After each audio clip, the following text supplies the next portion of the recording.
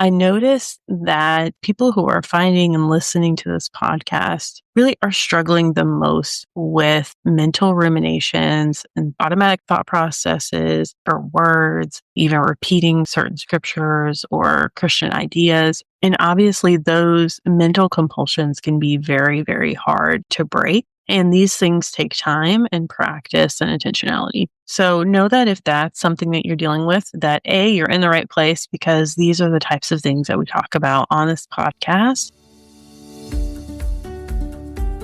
Hello, and welcome to Christian Faith and OCD with Carrie Bach. I'm a Christ follower, wife and mother, licensed professional counselor who helps Christians struggling with OCD get to a deeper level of healing. When I couldn't find resources for my clients with OCD, God called me to bring this podcast to you with practical tools for developing greater peace. We're here to bust through the shame and stigma surrounding struggling with OCD as a Christian, sharing hopeful stories of healing and helping you replace uncertainty with faith. I'm here to help you let go of the past and future to walk in the present abundant life God has for you. So let's dive right into today's episode. Welcome back, everyone, and happy 2026. Today, we're talking about your survey results. If you participated in a Christian Faith and OCD listener survey that was happening around our 200th episode celebration, thank you so much for participating. If you didn't participate and you want to give your input to the podcast, whether that's show suggestions, topics you'd like me to talk about, or if you just want to tell us a little bit about your OCD journey and story, you can certainly always contact me via my website at carriebach.com. I love hearing from all of you, and we really take all things into consideration when I'm planning and making episodes. I have several different things that I would love to talk about on the podcast that I don't necessarily have great guests for. And there are things that I don't know as much about. So we've been kind of in the works at different points on trying to get someone on here to talk about TMS, which I would love to do for OCD. I would love to have somebody come and talk more about family therapy with OCD. That's not an area that I have a lot of expertise in. So anyway, if you know any of those people, or I know we have some therapists that listen to the show, if you feel like you have something that you want to contribute to the conversation in 2026, please definitely contact me through my website. It might be a little while before things go from idea to get on the air, but do know that we take all these suggestions that you give us into consideration. If you have a pastor that wants to talk about a particular OCD topic or has any type of experience with OCD, would love to have them on. Just know that we do take various guest suggestions. We do talk to different people and see if they would be a good fit. I know that through the survey, I learned from many of you that you are interested in kind of some of these other topics, co-occurring autism and OCD. Would love to have a guest on for that. So there's a process to this. We do some research, we do some outreach, but sometimes if we have someone that builds a bridge for us, or if you know somebody, that usually does a better outreach than just a cold ask. And of course, sometimes people say no, and we just have to accept that, right? We have to accept no for an answer. We do the best that we can over here to get you the information that you're looking for. So just know that a lot of those things certainly are on my mind, and am looking for people that know more than I do about some areas. Now, one thing that I will be talking to you more about in 2026 that several of you wanted to hear about was more about scrupulosity. I think that we definitely can expand and talk about a variety of different themes that come up in scrupulosity, where people get stuck on those themes, how to work on getting unstuck from them. And of course, I would love to talk with you about that. Now, when we talk about topics or suggestions, I want you to know about this really valuable tool on our website that a lot of you could use and benefit from. If you go to carriebach.com and click under podcasts, there's a page called Podcast Breakdown with a search feature. And now that may not show up on your phone. You may have to go on a computer to really get a hold of that resource, but you can type in scrupulosity. You can type in personal story. You can type in just a variety of different things that you might want to hear about. and see if there's an episode on it already. I know sometimes people will ask me about things and I'm like, oh, yeah, I have a whole podcast episode on that. That's great. Go here. So just wanted to point that out as a resource and reminder for all of you. Since we are going to be diving more into scrupulosity in 2026, if you do have specific questions or ideas for that, please email them to me. We may even do a question and answer episode. Would love to provide that as content for you, something that you guys might be really interested in. Of course, this podcast is for you. It's not for me to just kind of run my mouth about randomness. You, the listeners, help create and shape what goes on here. And that was the whole point of the survey, was so that I could get to know you guys better. I've also been in some telephone conversations with some of you, so appreciate that, to talk with me about the course, about going through it via self-help. I've also gotten some feedback from those who have taken it live as well. And all of that has been just incredibly valuable, because the more that I get to know you guys and know what kind of things you're looking for and how I can help serve you better, that's really super helpful to me. And that's what I want to be here to do. When I first started talking into the microphone 5 years ago, it was like, is anybody listening to this besides my mother? And I was getting these download statistics, but that doesn't tell you a whole lot. It may tell me whether or not someone is on an Android or an iPhone. It'll tell me maybe what podcast app they're listening through, not you each individually. Mind you, this is just like statistical data that's collected. I'm not getting like personal information where people are downloading episodes from. I can see that we have people that are listening all over the world and in various parts of the US, but I'm not getting into the nitty-gritty of people's stories when I'm just looking at download numbers. That doesn't really tell me a whole lot about you. And I want to know more about you and the individual stories and what you are struggling with. So that was the idea behind, let's take this survey. Haven't polled you guys in a while, haven't sought to do any type of research lately. This was really important for me as I was prepping to go into 2026. Now, the funny thing about statistics is that in this scenario, it was all voluntary. So I don't necessarily have a representative sample of who is listening to the podcast. I only know people that decided to join our email list and step up and take the survey and try to win $200. That's all I know. And now there were 46 of you that decided to do that. So thank you very much. But my husband always balks at statistics because he says, well, they didn't ask me. I mean, how do they really know? I wasn't involved in that. So you may listen to some of this and think, yeah, that doesn't really apply to me. And that's okay. You may not fall in line with some of these things. Now, our most common age range for people that took the survey, interesting, were people like me. And I say that because it was people in their 40s, mostly female responses, and people who were married. And I thought, well, that's interesting, but I guess maybe some of you can relate to some of my stories or things that I'm going through. Now, of course, we definitely do have some single people that listen to the show. And Steve and I have had our own singleness journey before getting together. So we love all the single folks and try to talk about things that are going to be relevant to you as well. We have, I would say, like a good chunk of people who are in the college age range that listen to the podcast, or maybe they're just really starting to uncover their OCD symptoms or see them in a new way. It may be that all that change of life stuff, that it gets really, really kicked up around that time as well. So know that it's not all middle-aged people around here. We do have some folks that are a little bit older too, more in the retired, well-seasoned age range, okay? You don't want to say things like old, doesn't sound good. So we'll call you retired and more seasoned.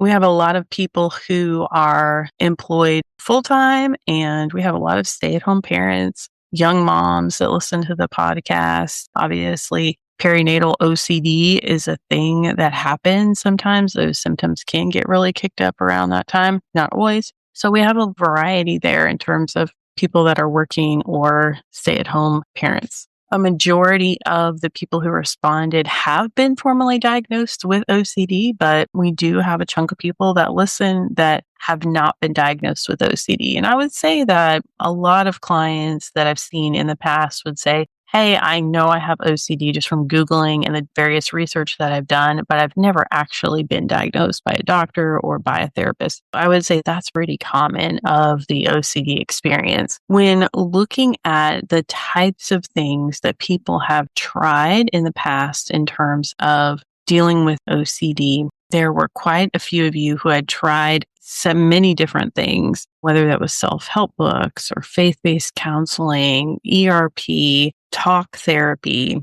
And we just want to say here too that if you are going to seek care for OCD, it's really important that you seek somebody that has training in an evidence-based practice. And evidence-based practice means that it has been researched and studied and shown to be effective. And that would be true for really any mental health disorder. There's a lot of people that are doing come, talk, and leave therapy is what I call it. It's where you come into the room, you talk about your week, you talk about what you're struggling with, you maybe get an idea or two of what to do differently next week, and you come back and you repeat the whole cycle. I've talked about this in podcast episodes in the past on why talk therapy is not effective for OCD. This type of come, talk, and leave therapy, it ends up being a lot of co-ruminating, reassurance seeking, and that just strengthens the OCD over and over. We don't want to do that. So make sure that you are finding a provider who is trained in either ERP, ICBT, is doing some very strong acceptance and commitment therapy, something of that nature that's really going to help you move the needle forward. A tragedy that I think happens to a lot of people is that they spend a lot of money, time, energy on therapy for OCD or related issues, and they're just not getting what they're needing at the end of the day. It's an effort to really put in and do this work. It's hard to find a therapist. I hear that from you guys all the time. You're really wanting somebody that values your faith or is coming from that same Christian faith system. And just know that I truly believe that God will bring the right person into your life or lead you to the right therapist that can help you. I do believe that there's help out there. Sometimes it's just hard to find, and you really have to call around, do the 15-minute consultations on the phone, like research. It's a challenge, but I just really encourage you to seek treatment if you need it. And that was something else that came out of the survey. And I have heard this from you guys in the past, is the podcast has helped people be okay with taking medication for OCD or be okay with seeking out help and therapy. And that's just so exciting to me.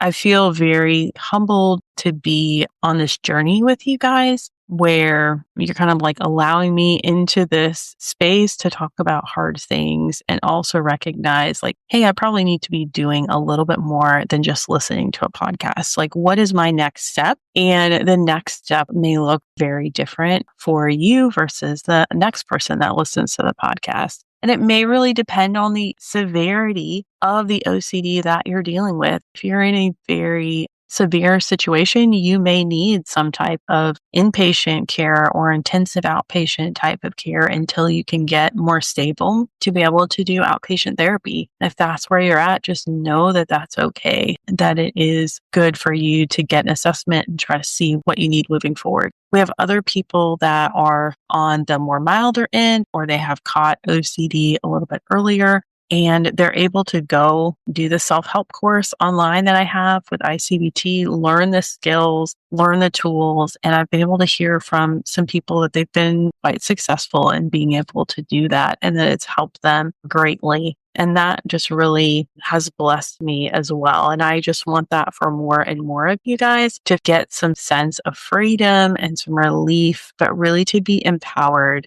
in your OCD journey. And that is why I have decided to change the name of the course that I have had online for a while now, from Christians Learning ICBT to Empowered Mind Christian ICBT for OCD. Our subtitle gives you a very clear idea of what you're going to be getting, but that empowered mind piece is really the transformational process. It's people saying, I learned these skills and I feel so empowered to be able to have a different relationship with my OCD and a different relationship with these intrusive thoughts. I'm getting ready. On February 9th, I am going to be teaching through Empowered Mind live. Know that if you start the self-help now, you can always certainly upgrade to that in the future.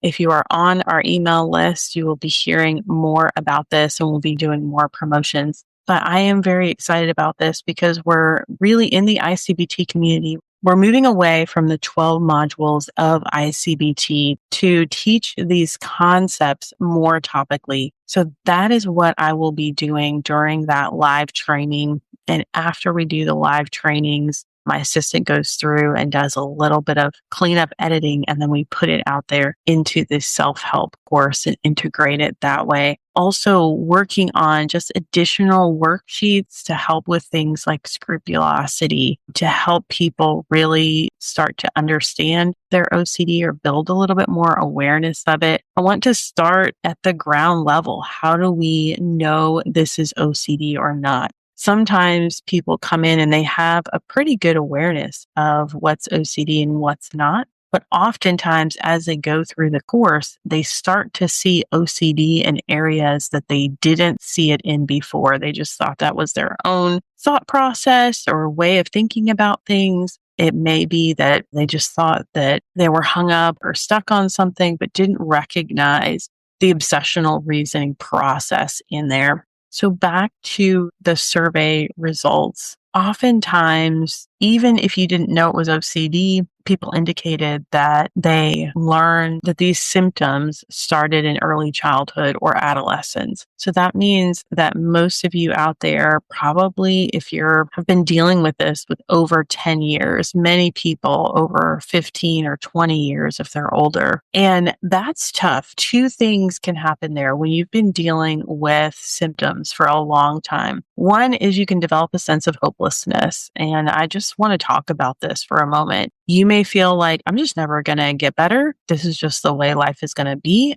There are certain rituals that I'm going to have to do in the morning. There may be certain rituals that I have to do at night. There are certain rituals I have to do in the bathroom. There are certain things that I have to do in church to try to manage all my thought processes about communion or other things that may be distracting you. Maybe it's certain songs or certain words that are used in church, certain topics, things that you have a hard time reading the Bible. And you may just feel some sense of resignation with this hopelessness of like, well, I've been dealing with this for so long. I've tried ABCD. I tried therapy in the past. I tried talking to the pastor. I tried reading this self-help book, and maybe it helped some. Maybe some of those things help you a little bit, but you still feel stuck and you still feel like OCD is impacting your life in a big way and you don't want it to anymore. I would just say that I have dealt with people with varying levels of severity, and I want you to know that there's hope for you to have a different relationship with your OCD than you do now. Even if it's something that feels really ingrained or stuck, I have watched people change patterns that have been years and years and years. It takes more time. It takes more intentionality. Sometimes it takes doing some more intensive level work. And that is something obviously that I'm hoping to do more of in the new year. So if you want to come see me for an intensive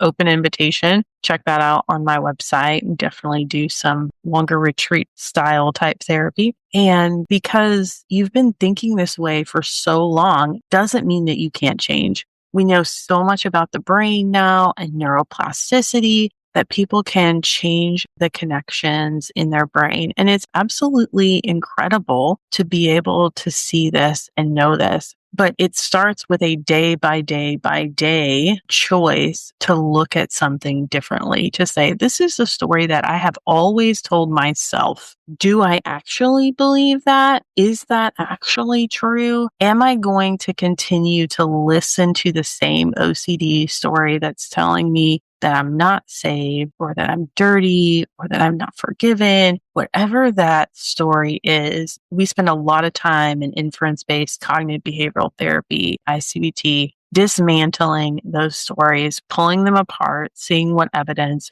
OCD is using and helping you write an alternative narrative. When I tell you that those alternative narratives are life changing, when people can actually sink into them and say, yes, this is the truth, and I believe it about God, I believe it about myself, that is transformational. To be able to recognize, I've been believing all these lies. And now I'm looking at my relationship with God differently. I'm looking at myself differently. What was so cool about this last round of the ICBT training was that people sent me their alternative narratives, or they had told me, hey, I use scripture in my alternative narrative. I thought that was absolutely a beautiful integration, basically, of Christianity and of this secular therapy that's considered, quote, value free, to be able to say, wow, this is the truth that I believe that I'm going to stand on, and I'm actually going to write it into this alternative narrative. Well, guys, beautiful. I think sometimes this can be an obsession as well that people have, is like, well, my theme is too difficult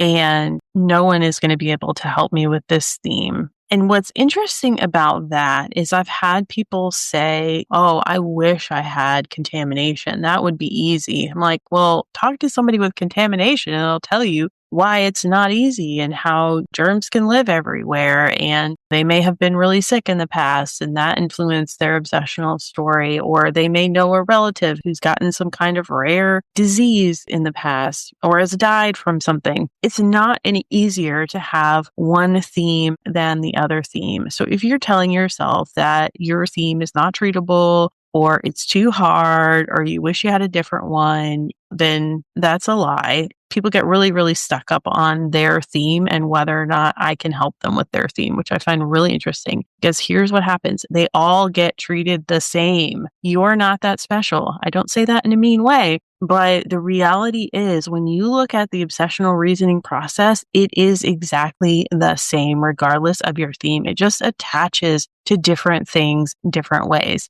OCD is still using past personal experience to tell you that, oh, it happened to you last time. It could happen to you this time. It's still going to be using things like other people's experiences or newspaper stories or things you find on the internet. Let me tell you, my clients tell me information that I'm like, how do you know these things? Like, are you seeking this out? Or just like, it just pops up on their social media feed because the algorithm knows what kind of things you search for. I got to watch out for that. I had a client who was watching a bunch of recall videos and I'm like, why are you watching this? This is not good. Or clients that really get stuck up on health anxiety, that they'll tell me about all these different strains of viruses and bacteria, things that you can catch. And I'm like, what? I mean, even about special hand sanitizers, like you guys have done the research, you know the things. And the reality is that you can get so sucked into all of that extra information that's not relevant to what's actually going on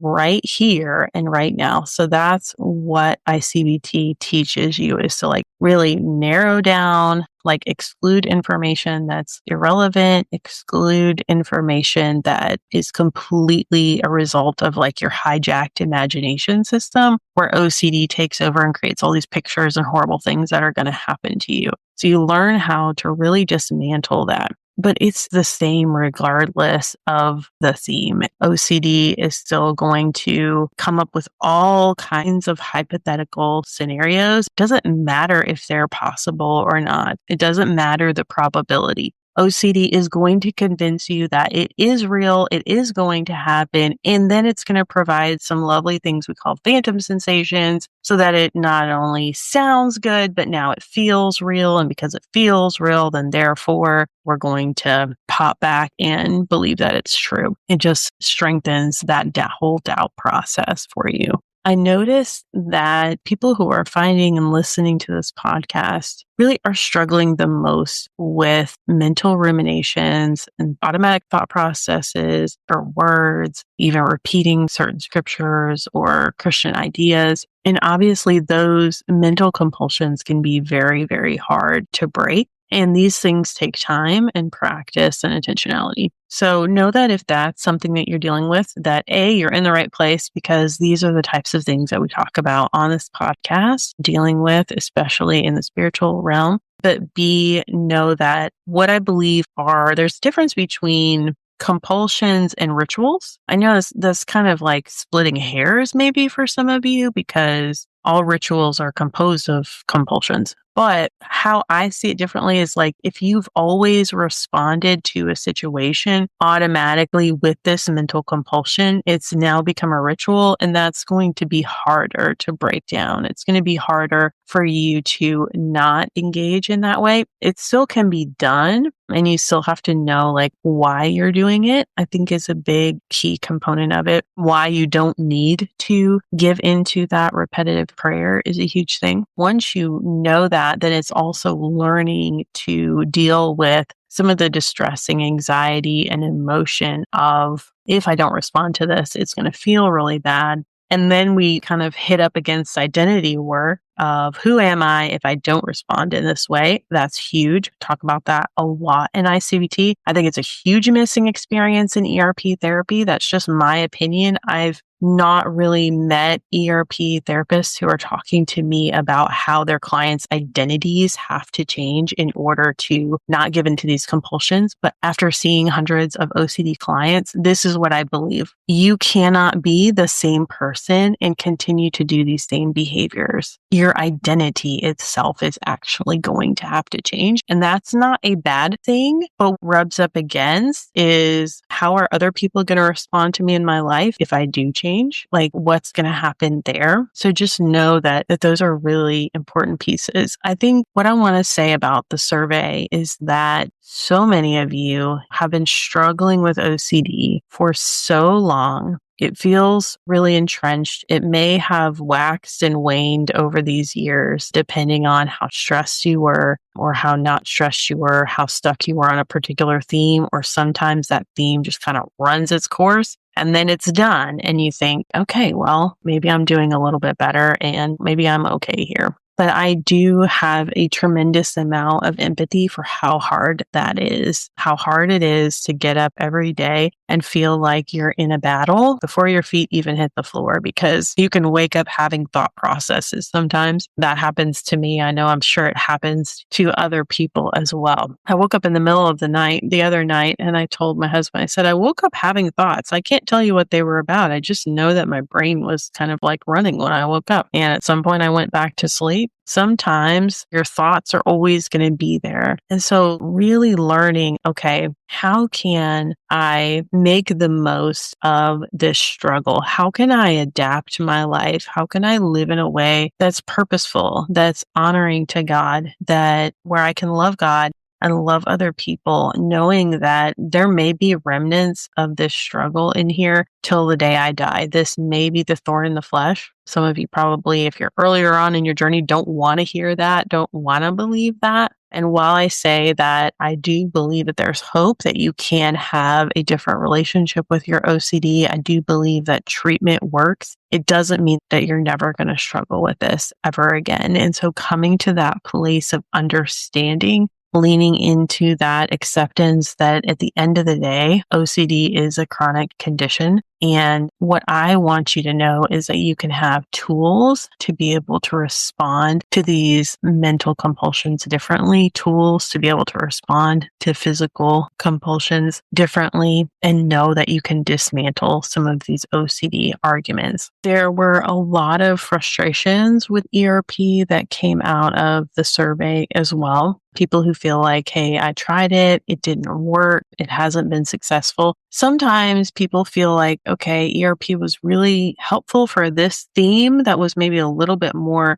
physical compulsion related, but now that I have more of a mental or more of a scrupulosity theme, I'm not finding ERP to be helpful. Or you don't want to engage with ERP because it requires sitting with some very uncomfortable thought processes and not responding to them, or exposing yourself to things that you don't want to expose yourself to because they don't feel aligned with you spiritually. And I would say if that's you, if you fall into that category, you're definitely in the right place. There were a couple of survey responses of people who had taken the self-help course and who feel very positive about it and felt like it was very helpful to them. I think there were a couple people who felt like they were in a level of remission of OCD symptoms from taking that. Like I said, it depends on how long this is going on, what your level of severity is, whether there's a lot more like generalized anxiety that has not popped into OCD symptoms. Obviously, this is going to look different for different people, but I just found that so encouraging that people in different parts of the United States or in other parts of the world could hop on, learn from these live trainings that I have done that have been put now into the self-help modules and feel like they're in a good place with their OCD. That to me was so huge, especially for many of you who are dealing with sexual themes.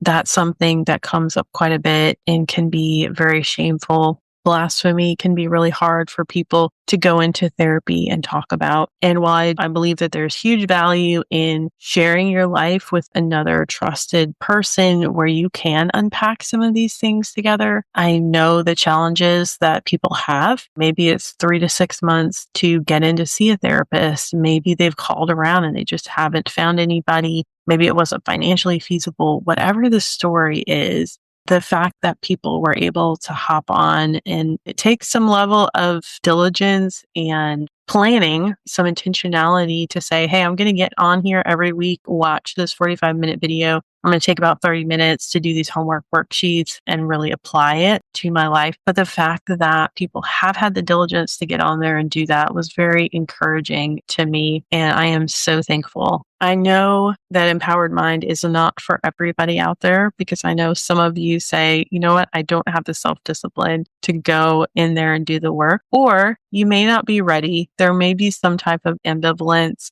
You may be struggling with hopelessness. You may feel like, man, that's going to take a lot of emotional energy or mental energy that I just can't expend right now. And if that's you, know that that's okay. But I would just really challenge all of you who are listening to this. What is your next step in your OCD journey? Know that you are not alone, that there are many other people out here struggling with you. That was part of the point of talking about this, that many people are suffering in silence. But what is your next step? Maybe you haven't ever bought a self-help book before and you want to try that first. Maybe you haven't ever been vulnerable with anybody and talked with them about your OCD. And maybe it's just a friend or a family member or a spiritual mentor or pastor. Maybe that is the next step for you to ease some of that shame and practice a healthy level of vulnerability. Obviously, you want to make sure that that's a safe person. And we have an episode on that you can search for on our website about telling someone else about your OCD. Maybe your next step is to try medication if that's something that you've never tried before, so that you're not having to constantly fight thoughts over and over and over again. And if medication could help ease some of that burden for you, maybe that's your next step. To really think through and process,